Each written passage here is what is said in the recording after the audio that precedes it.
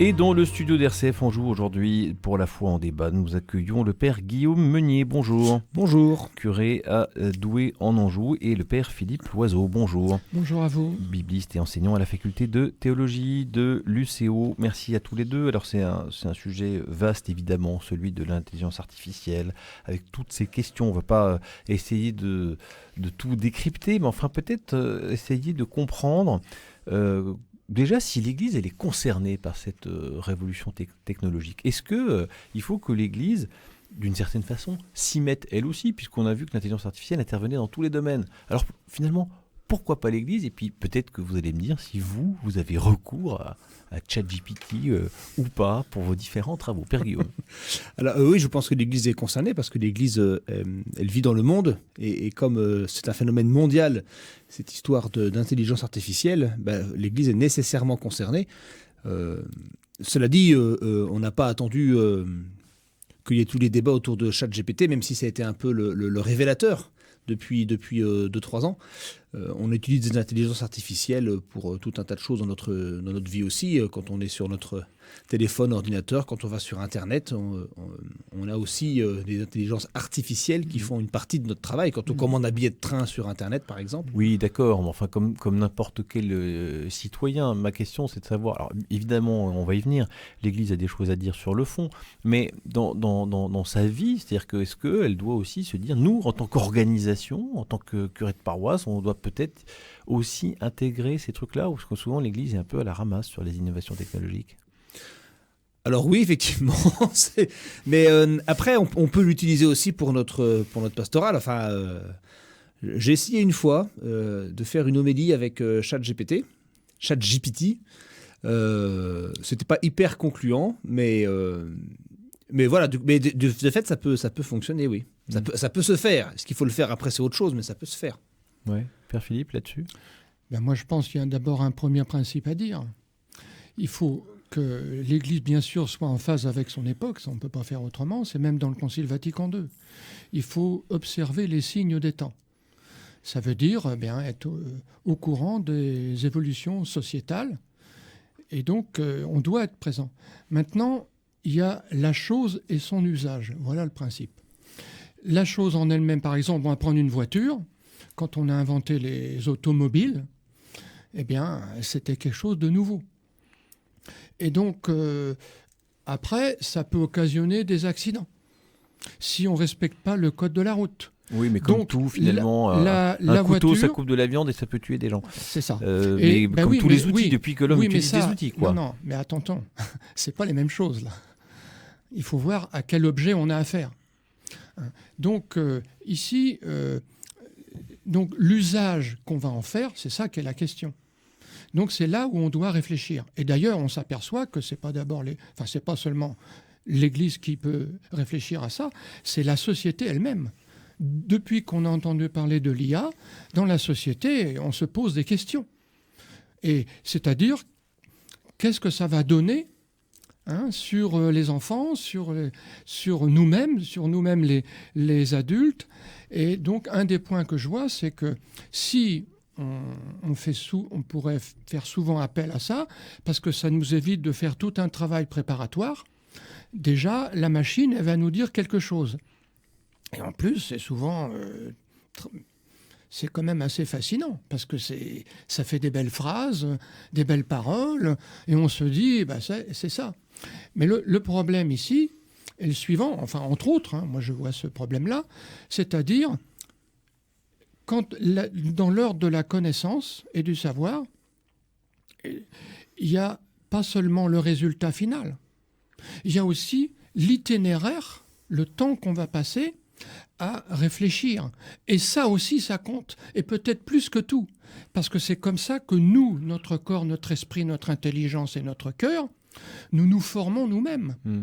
Et si cette étape-là, de manière systématique, on la confie à la machine, on risque de perdre une part de notre humanité. Et oui, il y a cette question effectivement essentielle de se dire tout ce temps que nous gagnons ou la machine fait à notre place, nous on fait plus, on s'entraîne plus, on n'exerce plus notre discernement, notre intelligence, notre mémoire, etc. Ou alors on l'utilise à d'autres choses, parce qu'il y a aussi ça. Hein, oui, mais quoi il y a des moments où vous dites tiens, moi je vais déléguer des tâches avec une valeur ajoutée humaine moins forte, des calculs, des compilations, des analyses, pour que je puisse me concentrer un peu plus sur d'autres sujets où je vais faire travailler ma mémoire, mon intelligence, passer un peu plus de temps avec ma grand-mère qui a besoin d'un accompagnement, par exemple, Père Guillaume.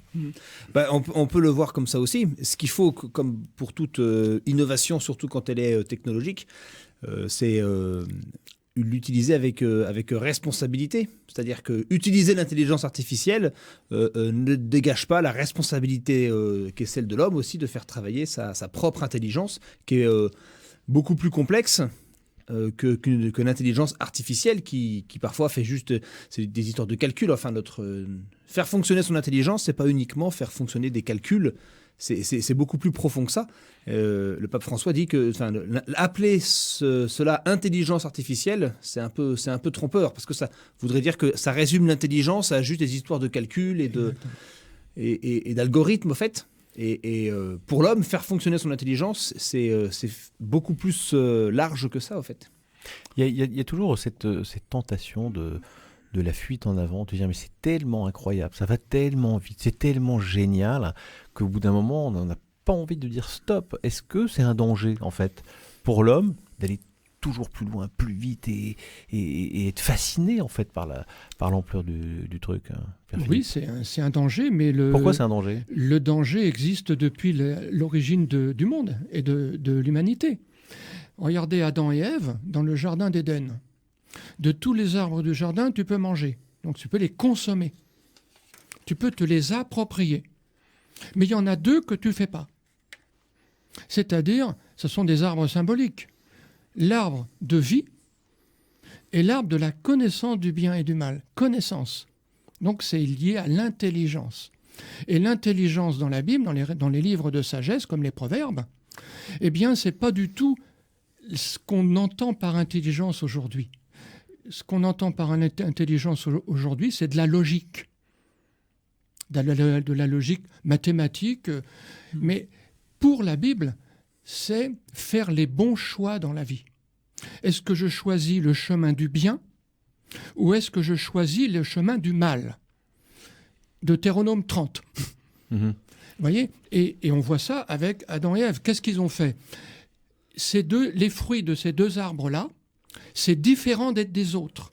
Les autres arbres, c'est pour ton corps, mais l'arbre on le voit bien, de vie et de connaissance du bien et du mal, c'est pour ton âme, ton esprit. Et on voit le serpent qui dit oui, en fait, Dieu dit que vous ne pouvez pas y toucher parce qu'il a peur que vous deveniez comme lui. Eh bien, justement, il insinue la peur, alors que Dieu n'a jamais dit ça. Il a dit, vous ne pouvez pas en consommer en le prenant de vous-même.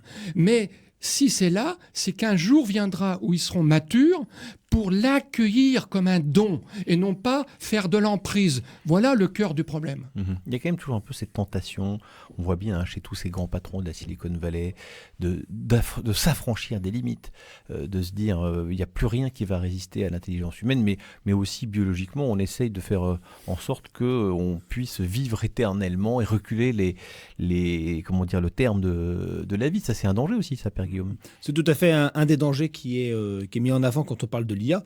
C'est le fait que ce soit, entre guillemets, un peu accaparé par quelques grandes entreprises ou derrière lesquelles il y a quelques multimilliardaires qui tirent un petit peu les ficelles.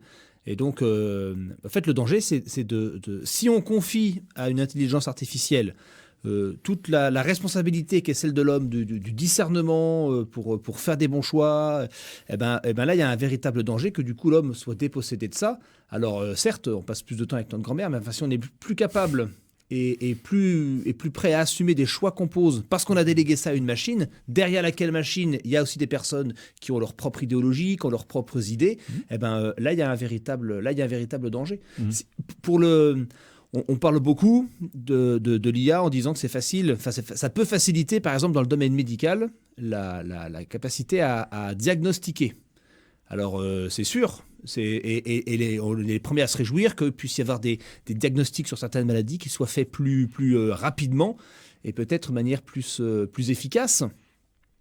Mais il faut toujours rappeler que ça doit aider un médecin ou un groupe de médecins et des patients et de leurs familles à faire les bons choix.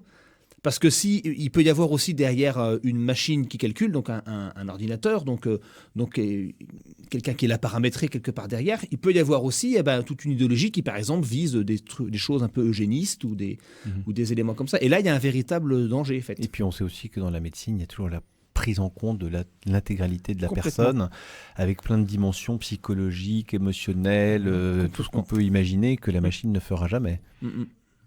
On peut s'étonner d'ailleurs, Père Philippe, que on a toujours on fait des progrès, on fait des sommets sur la technologie, on n'en fait pas sur le progrès de l'amour humain, la prise en compte de la personne la plus fragile. On pourrait imaginer, alors je sais pas, peut-être que ça existe, mais un sommet international pour la prise en compte des plus fragiles et qu'on innove sur comment est-ce qu'on peut donner à notre vie intérieure plus de profondeur. Ce serait pas mal ça, non ?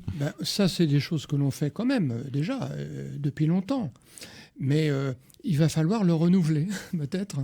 Peut-être qu'il y a aussi, en fonction de ce que Guillaume nous a dit avant, faire toute une réflexion qu'à mon avis, on ne fait pas assez dans l'Église, sur c'est quoi l'anthropologie. Ça veut dire c'est quoi être une personne humaine. Et je pense qu'il y a besoin d'y réfléchir à nouveau. Si on se confie de plus en plus à des machines, il y en a partout. Et là, même, je parle dans un micro. Derrière moi, derrière la vitre, il y a toute une technologie impressionnante. Mais il y a David quand même. David, c'est pas une machine, c'est pas un robot. Non, mais il travaille sur des machines. C'est vrai. C'est ça que je veux dire. C'est-à-dire, il y a même des caméras qui peuvent nous filmer. C'est-à-dire qu'on se livre à des machines de plus en plus. Alors que le Christ, lui, quand il a livré sa vie, c'est pas pour des machines, c'est pour nous sauver. Il a donné sa vie. Donc, il y a des réflexions à mener. C'est-à-dire qu'on ne doit pas se désintéresser de ce phénomène-là qui est mondial, qui est majeur. Mais d'un autre côté, on a, nous, à dynamiser, je dirais, notre réflexion et notre anthropologie. Mais finalement, dans tout ça, qu'est-ce que je deviens ? Oui, quel est justement le rôle que les chrétiens doivent avoir dans cette affaire ? Parce qu'il y a des chrétiens aussi qui sont peut-être des cardiologues qui utilisent ces machines et mille autres fonctions de l'intelligence artificielle. Est-ce que les chrétiens ont un rôle particulier ? Est-ce que l'Église a un rôle particulier à jouer dans cette affaire, Père Guillaume ? Je pense que le rôle particulier de l'Église, c'est d'alerter les consciences.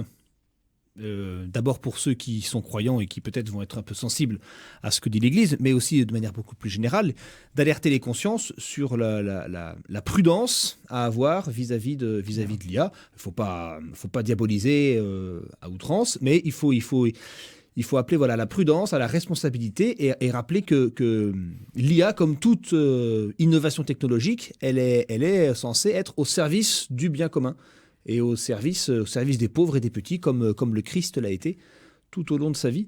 Et donc l'Église, elle a cette responsabilité-là aussi, d'être un peu l'éveilleur de conscience. Elle a sorti, je le signale parce que je l'ai lu, alors il faut quand même que je le dise, il y a 15 jours, le 28 janvier, il y a les deux dicastères autour du pape au Vatican, celui pour la doctrine de la foi et celui pour la culture et l'éducation, ont sorti une note consacrée à l'IA qui s'appelle Antica et Nova. C'est une note, donc ça fait 20 pages, qui justement redit un peu ces choses et articule toute la réflexion autour de ça. Bien commun, prudence et responsabilité, 3 maîtres mots pour essayer de bien discerner le bon usage des intelligences artificielles. On ne va pas la lire là parce que 20 pages, c'est un peu 20 pages quand même. Vous allez nous faire un petit résumé qu'on mettra sur notre site internet. Tout à fait. Ou alors on demandera peut-être à ChatGPT de nous faire la synthèse. Demandez-leur de faire ça. Mais en tout cas, elle est très éclairante. Et parce qu'encore une fois, il n'y a pas de diabolisation a priori, mais en même temps, il y a un appel à la raison et au discernement vis-à-vis de cet outil. Encore un mot, Père Philippe Loiseau, sur ce rôle de l'Église, justement, qui apparaît quand même toujours un peu comme celle qui dit « Oui, mais attention, c'est très bien, mais elle a toujours un peu le pied sur le frein. » Alors on dit « Bon, c'est bien l'Église, mais elle est toujours là pour un petit peu retenir les ardeurs. » Oui, c'est ça, il faut assumer que l'Église C'est là pour ça. Mais c'est très bien de faire ça. Et les philosophes, ils le font aussi actuellement, hein, énormément. Hein.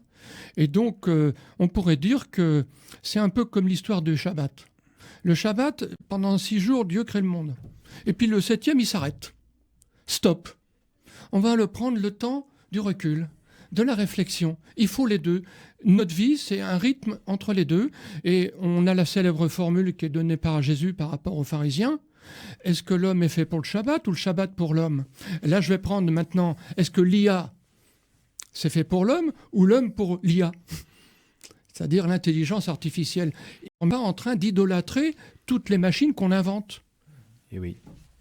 Eh bien voilà, eh bien merci de nous rappeler ce rôle que nous avons, nous chrétiens, à avoir sur cette question qui effectivement interroge et voilà, nécessite qu'on fasse un peu d'anthropologie, et comme vous disiez, Père Philippe Loiseau, et puis qu'on lise un petit peu ce que produit Lady Caster, comme l'a rappelé le Père Guillaume. Il y a des gens qui ont pensé, donc autant aller voir le travail qu'ils ont fait. Merci beaucoup de nous le rappeler.